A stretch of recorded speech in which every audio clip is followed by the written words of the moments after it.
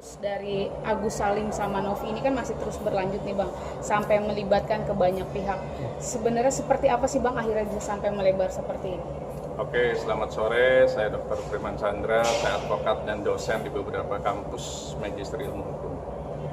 Kasus Agus dan kasus Novi itu kasus yang semestinya bisa diselesaikan dengan indah. Karena apa? Karena ini kasus yang mereka itu sebenarnya diawali dengan pertemanan dan mendapatkan donasi. Mas Novi, Mas Agus itu adalah simbiose mutualisme. Semestinya tidak perlu diluaskan atau dilebarkan. Fokus saja bagaimana untuk kesembuhan Mas Agus ini. Karena itu awal dari tujuan kumpulan donasi tersebut. Gitu. Kemudian tiba-tiba melebar. Nah, saya coba jelaskan bahwa advokat atau lawyer atau penasihat hukum harus kembali ke hitohnya.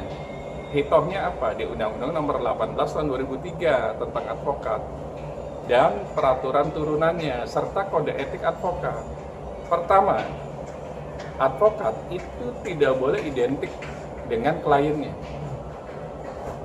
Dan yang kedua, advokat atau lawyer itu tidak boleh mengidentikan diri dengan kliennya. Pada saat kita membela kasus pembunuhan, apakah kita dianggap pembunuh juga? Kan tidak. Apakah kita membela kasus korupsi? Apakah kita korupsi juga? Kan tidak. Apakah kita membela penista atau pencuri? Apakah kita penista atau pencuri juga? Kan tidak. Nah, disitulah esensinya. Masyarakat juga harus bisa melihat bahwa lawyer atau advokat itu hanya sebagai pendampingan hukum, baik pidana ataupun perdata. Kemudian balik lagi ke kasus Agus, kenapa sih bisa melebar? Nah, ini balik lagi, antar lawyer semestinya mendamaikan, tidak perlu meluaskan, itu sebenarnya kuncinya. Tidak perlu ada pelaporan lagi gara-gara pengancaman atau pencemaran. Karena apa? Indonesia itu menganut yang namanya Eropa Continental Justice System, dan itu dianut Belanda sama Perancis juga.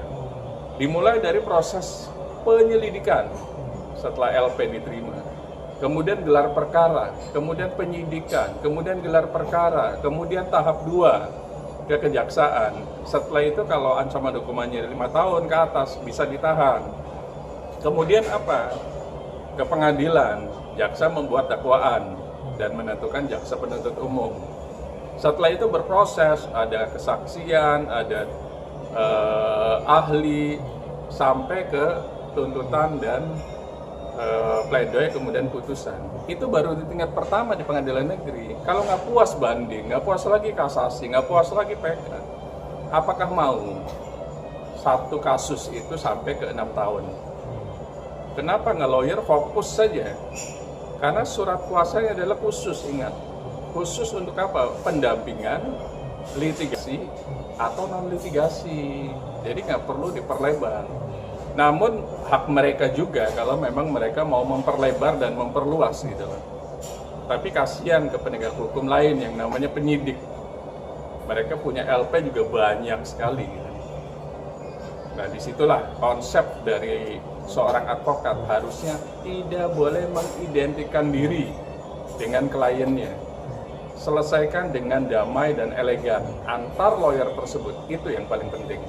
Bang, ada update terbaru juga terkait Densus mengadakan polling kepada para donatur, dan para donatur beberapa memilih cuma 7 atau 9, kalau sekarang belum tahu juga update berapa, yang bilang oke, uang tetap kasih ke Agus tapi dengan nilai 750, kalau sekarang nggak tahu juga, paling menurun 50.000, dan sebagian ribuan donatur lainnya bilang uang donatur kasih ke orang yang lebih membutuhkan seperti kebencana alam dan lain sebagainya. Ini gimana Bang? Agus seperti gigit jari dan harusnya dapat duit 1,3 untuk pengobatan, malah berkurang banyak Bang untuk pengobatannya sendiri. Oke, konsep dari donasi. Donasi itu definisinya adalah sumbangan sukarela dari para donatur kepada penerima donasi.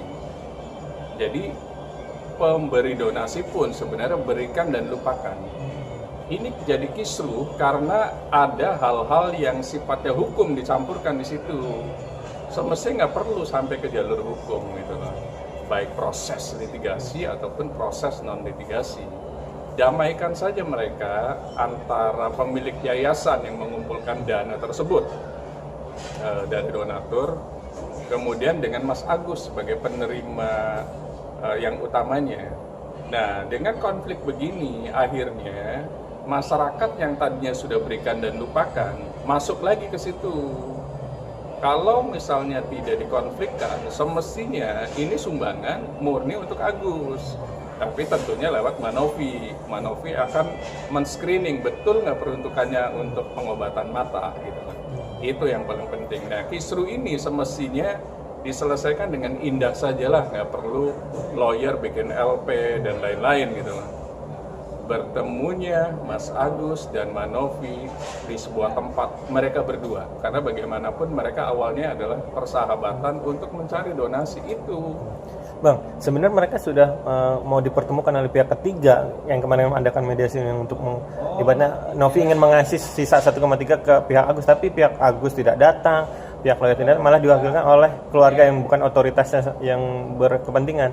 Tapi akhirnya gagal Bang untuk mengasih uang 1,3 itu dan diadakanlah polling oleh Densu. Ini sudah tepat belum sih Bang gimana Bang? polling ini?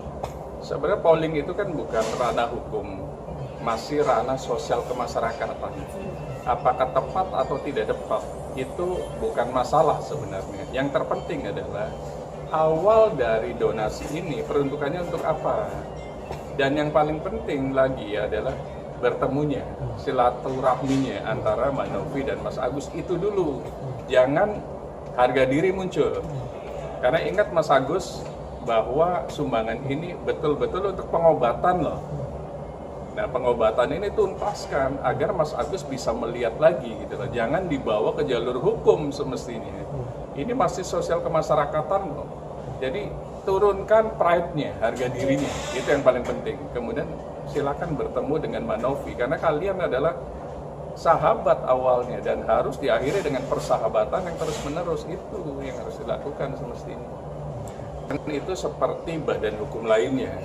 Ada namanya PT, ada namanya CV, ada namanya koperasi. Itu harus izin. Izinnya kemana? Ke notaris. Notaris pasti akan berhubungan sama Dirjen AHU di Kementerian Hukum dan HAM untuk mencek nama yayasannya sudah ada apa belum, nama PT-nya sudah ada apa belum, nama koperasinya sudah ada apa belum. Kalau belum baru boleh bikin. Tapi kalau sudah ada harus ganti nama. Artinya sepanjang namanya yayasan, koperasi, PT, CV itu sudah berbadan hukum. Tinggal kita harus maknai lagi, ada payung hukum lagi nggak setelah itu. Ternyata yayasan itu undang-undangnya sudah ada kalau dia mau mengumpulkan donasi dari masyarakat atau untuk undian. Dari tahun 61 itu undang-undangnya sudah ada dan PP-nya tahun 80-an. Artinya apa? Untuk mengumpulkan donasi itu harus izin dulu ke Kementerian Sosial kalau di pusat. Kalau di daerah berarti dinas-dinas sosial. Tujuannya apa? Supaya ada cover dari mereka, ada support dari mereka. Kemudian peruntukannya pun jelas. Kalau untuk bencana alam, kalau untuk pengobatan, dilihat nanti tanggalnya, tanggal sekian sampai tanggal sekian itu untuk apa? Karena yayasan itu kemungkinan besar akan berbeda-beda peruntukannya. Sebulan ini khusus Mas Agus, bulan depan untuk bencana alam, bulan depan untuk apa, bulan depan untuk apa. Nanti dilihat saja mutasi rekeningnya.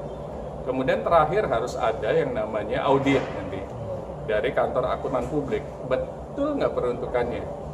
Makanya perlu izin ke Kementerian Sosial dan Dinas Sosial itu dalam rangka itu.